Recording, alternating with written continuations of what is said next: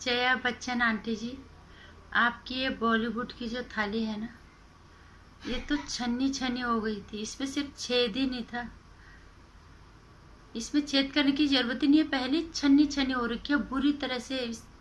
इसकी हालत आखिरी सांस लेने में को थी,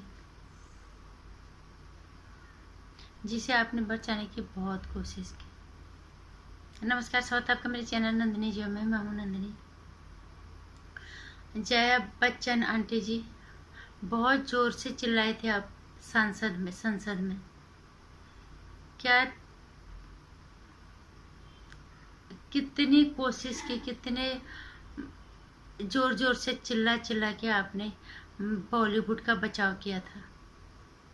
आप डायलॉग बोलते हो ना, जो आपको स्क्रिप्टेड लिखे दिए जाते हैं पर्दे पे, चिल्लाने से झूठ सच नहीं हो जाता।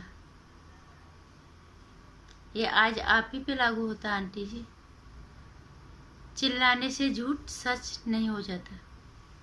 आप कितनी जोर से चिल्लाई थी संसद में बॉलीवुड के बचाव के लिए, वो भी उस बॉलीवुड के थाले को बचाने के लिए जिसमें दुनिया भर के कृत्यों से भरी हुई है। यहाँ मीटू भी मिल रहा है, यहाँ माफिया मिल रहा है। इस थाली में ड्रग्स परोसा जाता है बहुत बुरी तरह से, जो हमारे देश के आने वाले नस्लों को खराब कर सकता है। यह आपकी जिम्मेदारी नहीं बनती कि हमारे देश के आने वाली पीढ़ी, हमारे देश के नस्लें इस ये ड्रग्स जो का नाम चुका जो जहर है, जिस खेती को बॉलीवुड बो रहा है, इससे हमारे देश की आने वाली पीढ़ी, हमारी आने वाली नस्ल भस्म हो जाएगी। शर्म आनी चाहिए जया बच्चन जैसी महिलाओं को। एक महिला होने के नाते एक जिम्मेदार एक नेता की क्या जिम्मेदारी है वो भूल गई। एक इतनी उम्र दराज अभिनेत्री, इतनी प्रतिष्ठित अभिनेत्री, इस देश के प्रति आपका जरा सा भी कोई जिम्मेदारी नहीं। इसी देश का नमक खा के आप इसी देश के साथ गद्दारी करते हो।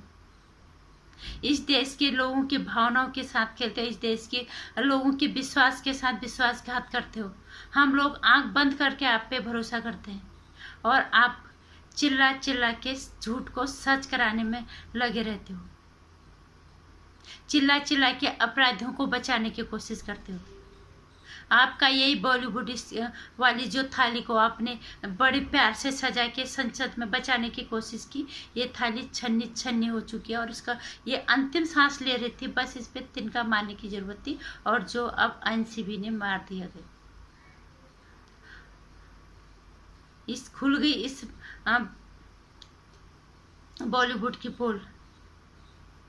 और अब आप कुछ बोलेंगे या नहीं बोलेंगे? अब तो आपके मुंह पे फिर से टेप लग गया। सुशांत सिंह राजपूत के मौत के बाद आपके मुंह पे टेप ही लगा हुआ था, लेकिन जब संसद सत्र शुरू हुआ तो आपको बॉलीवुड वालों ने छिका पढ़ा के अच्छे से भेजा था वहां पे कि ये बोलना वो बोलना। आप बड़े चौड़ा सीना करके संसद में गई, बॉलीवुड के अपराध की थाली की पैरवी करे उसको बचाने के लिए, और वो थाली आपकी बिल्कुल जीर्ण शीर्ण निकली और वो मर गई। सारे पाप बाहर आ गए।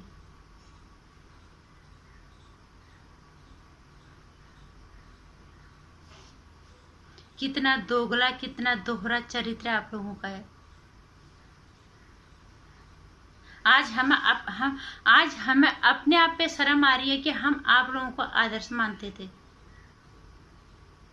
एक नेता की जिम्मेदारी, एक महिला की जिम्मेदारी, एक इतने बड़े मशहूर कलाकार के रूप में लोगों ने आपको सर आंखों में बिठाया, उसकी जिम्मेदारी, एक नागरिक की जिम्मेदारी, आप तो सब कुछ भूल गए। जय आंटी जी।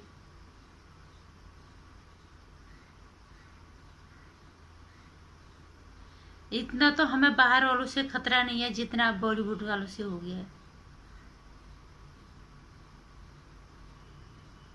और अब आप कल से फिर चुप बैठ गए जब से मीटू वाला किस्सा आया है और दीपिका पादुकोण जैसे बड़े स्टारों के नाम आए हैं, जितने बड़े बड़े पकड़े जा रहे हैं, जिसमें रवीना टंडन ने भी बोला है कि अब इसके खिलाफ सरकार को सख्त कार्रवाई करनी चाहिए। लेकिन आप इतने सारे पदों जिम्मेदार पदवी को आसीन होने के बाद एक महिला होना अपने आप में बहुत बड़ी पदवी होती है। आप दादी नानी सब बन गए, आप माँ भी हो, आप महिला भी हो, इतनी बड़ी आप नेता हो और इतने मशहूर आप कलाकार हो, लेकिन आपने कोई जिम्मेदारी नहीं निभाई। आपने सिर्फ इस बॉलीवुड की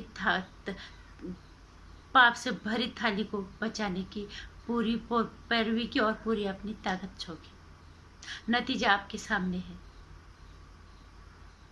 लेकिन शर्म हमें अपने आप पे आ रही है कि हम तुम लोगों को अपना आदर्श मानते हैं। नमस्कार। वीडियो पसंद आए तो लाइक करना, चैनल को सब्सक्राइब कर देना। आने वाली वीडियोस की जानकारी मिलती है, इसके लिए आप घंटे